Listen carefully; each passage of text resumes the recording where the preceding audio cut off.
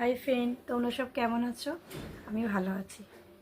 আজকে আমার এটা ফার্স্ট ভিডিওটা ভালো লাগলে ভিডিওটা দেখে ভালো লাগলে কমেন্ট করবে, লাইক করবে, চ্যানেলটা সাবস্ক্রাইব করো।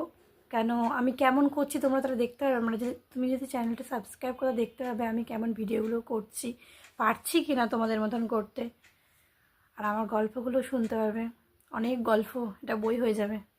ঠিক আছে, চলো তাহলে ভিডিওটা দেখতে থাকো। চলো।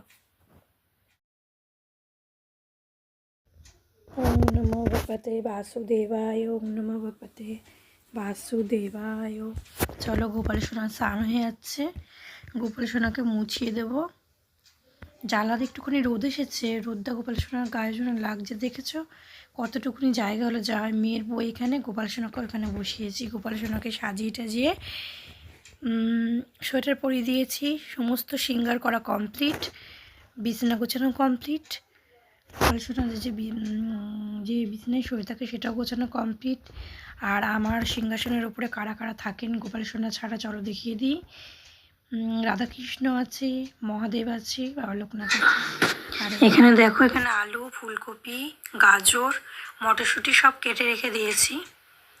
বেগুনটা অবশ্য ভাজার জন্য রাখা হয়েছে। চলো, জল এদিকে বসিয়ে দেওয়া হয়েছে, দেখো জলটা গরম হচ্ছে। কড়াই চাপিয়ে দিয়েছি আর ডালটা ভেজে নিচ্ছি। মুগের ডালের খিচুড়ি বেশি খাওয়া হয় না জানো ফ্রেন্ড, কিন্তু মেয়ের প্রচণ্ড পছন্দ, ওই জন্য করতে হচ্ছে।